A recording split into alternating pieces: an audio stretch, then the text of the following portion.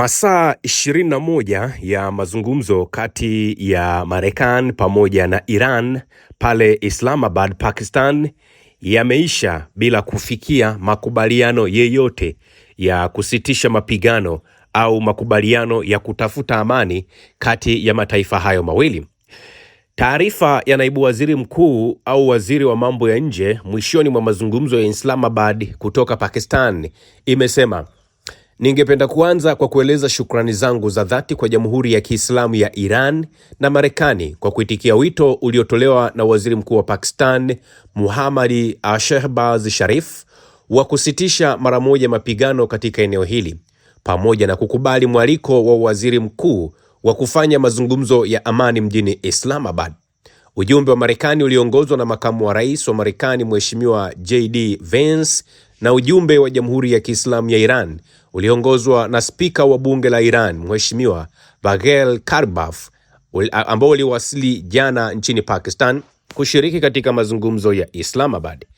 Mimi pamoja na mkuu wa majeshi ya ulinzi na mkuu wa jeshi la nchi kavu Field Marshal Said Asim Munir tulisaidia kusimamia duru kadhaa za mazungumzo makali na yenye tija katika pande hizi mbili, ambayo yalidumu kwa zaidi ya saa 20 zilizopita na kuhitimishwa asubuhi ya tarehe 12 mwezi wa 4 2026. Kwa niaba ya Pakistan, ningependa kutoa shukrani kwa pande zote mbili kwa kuthamini juhudi za Pakistan katika kusaidia kufanikisha usitishaji wa mapigano na jukumu lake la upatanishi. Tunatumaini kwamba pande hizo mbili zitaendelea na moyo huo chanya ili kufikia amani ya kudumu na ustawi katika eneo zima na maeneo mengine. Ni muhimu kwa pande husika kuendelea kuheshimu dhamira yao ya kusitisha mapigano. Pakistan imekuwa na itaendelea kutekeleza jukumu lake la kuwezesha mawasiliano na mazungumzo kati ya Jamhuri ya Kiislamu ya Iran na Marekani katika siku zijazo. Nimeamua nianze na hiyo kauli ili kuzima minong'ono na maneno ambayo yanazungumzwa kwamba Irani imekubali, Irani sio imefanya nini. La hasha. Walikuwa wa kwanza wa Marekani kuingia Pakistan na wamekuwa wa kwanza wa Marekani kuondoka Pakistan baada ya Iran kugomea matakwa ya Marekani ambayo yaliwasilishwa na J.D. Vance, na baada ya hapo J.D. Vance akazungumza na vyombo vya habari. Washington na Teheran zimeshindwa kufikia mwafaka, inaitwa tunarudi bila makubaliano, J.D. Vance ameongea. Mazungumzo kati ya Marekani na Iran yalidorora baada ya pande zote kushindwa kufikia makubaliano ya mwisho kuhusu vita vya Mashariki ya Kati ambavyo vimedumu kwa takriban siku 40 kabla ya kutangazwa kwa usitishaji wa mapigano wa muda wa wiki 2. Kufuatia usitishaji huo, pande zote zilikutana Islamabad kwa lengo la kubadilisha makubaliano hayo ya muda kuwa amani ya kudumu. Hata hivyo, hakuna makubaliano yaliyofikiwa kati ya Washington na Tehran baada ya majadiliano yao kukumbana na vikwazo vikubwa katika masuala kadhaa, ikiwemo kufunguliwa tena kwa mlango wa bahari wa Hormuz. J.D. Vance, makamu wa rais wa Marekani ambaye aliongoza ujumbe wa Marekani, alitangaza kurejea baada ya mazungumzo kudumu kwa saa 21 kushindwa kuzaa matunda. Vance anasema kuwa Marekani iliipatia Iran makubaliano bora zaidi, lakini Iran ndio waliokataa makubaliano hayo. Anasema, tumeweka wazi kabisa mistari yetu miekundu, mambo tulio tayari kuyakubali kwao na yale ambayo hatuko tayari kuyakubali, na tumefafanua hilo kwa kiwango cha juu kabisa. Huenda wao wamechagua kutokubali masharti yetu, amesema Vance alipokuwa akiwahabarisha wanahabari kuhusu mazungumzo ya Islamabad. Katika hotuba yake ya dakika 3, makamu huyo wa rais anasema wawakilishi wa mataifa yote mawili walikuwa na mazungumzo kadhaa yenye uzito mkubwa. Pamoja na hayo, wameshindwa kufikia makubaliano ambayo yangedhamini amani ya muda mrefu katika eneo hili la Ghuba. Anasema, tumekuwa na mazungumzo kadhaa yenye uzito na wa Iran. Hiyo ndiyo habari njema. Habari mbaya ni kwamba hatujafikia makubaliano, na ninafikiri hiyo ni habari mbaya zaidi kwa Iran kuliko ilivyo kwa Marekani, anazungumza J.D. Vance. Ingawa Vance hajafichua kwa kina kile Tehran ilichokataa, amedokeza kuwa Marekani haikupata dhamira ya wazi kwamba Iran haitaendeleza silaha za nyuklia katika siku za karibuni. Anasema ukweli rahisi ni kwamba tunahitaji kuona dhamira ya wazi kwamba hawatatafuta tena silaha za nyuklia wala hawatatafuta tena zana zitakazowezesha kuifikia haraka.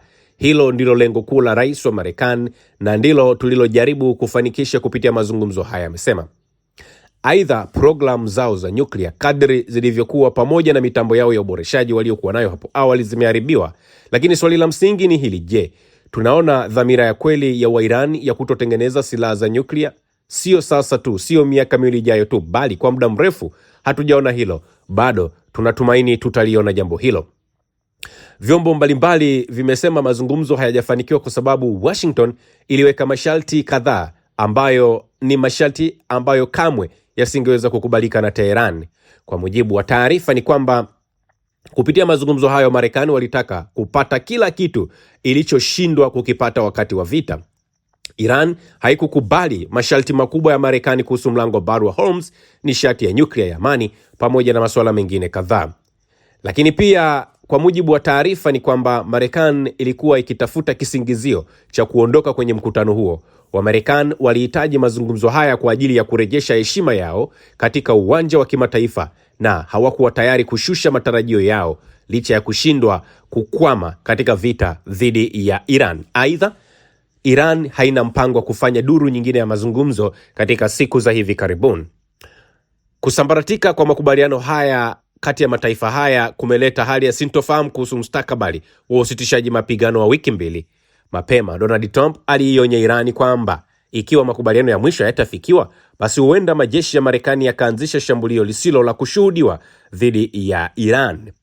Tumeona rais wa Uturuki Recep Tayyip Erdogan amesema kama mazungumzo ya Marekani pamoja na Irani yatashindwa kufikia makubaliano ya kumaliza mgogoro, basi Uturuki na yenyewe sasa italazimika kuanza kufanya mashambulizi kule Israel.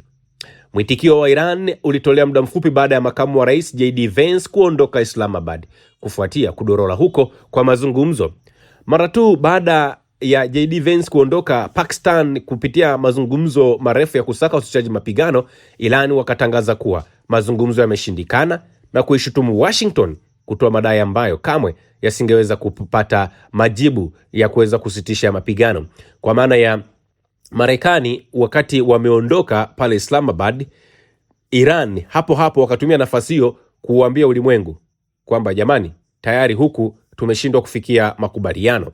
Kupitia chapisho kwenye mtandao wa X, ubalozi wa Irani nchini Ghana umesisitiza kuwa mlango wa bahari wa Hormuz utaendelea kufungwa hadi pale makubaliano ya kuaminika ya usitishaji wa mapigano yatakapokuwa yamefikiwa. Marekani ilimsafirisha makamu wake wa rais nusu ya dunia hadi Islamabad saa 21 za mazungumzo. Wamedai kila kitu walichoshindwa kukipata vitani. Irani ilisema hapana kubwa, mazungumzo yamekwisha, mlango wa bahari wa Hormuz bado umefungwa. Makamu wa rais wa Marekani anarudi mikono mitupu. Hili ni neno la Iran tena, hawana chaguo lolote lililobaki la kuokoa uso wao.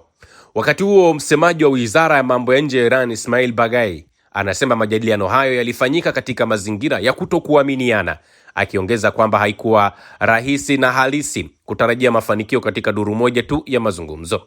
Anasema ingawa pande zote mbili zilifanikiwa kupata mwafaka katika baadhi ya hoja, tofauti zimeendelea kuwepo katika masuala mawili muhimu, na hivyo kuzuia kufikiwa kwa makubaliano. Kwa mujibu wa taarifa ni kwamba hakutakuwa na mabadiliko yoyote katika hali ya mlango wa bahari wa Hormuz isipokuwa Marekani itakapokubali kile ambacho Teheran imekizungumza, kile ambacho Iran wanasema wao lazima yale masharti yao ya Irani manne ni lazima yapate majibu ya moja kwa moja. Usisahau kusubscribe, like na kubonyeza alama ya kengele. Asante.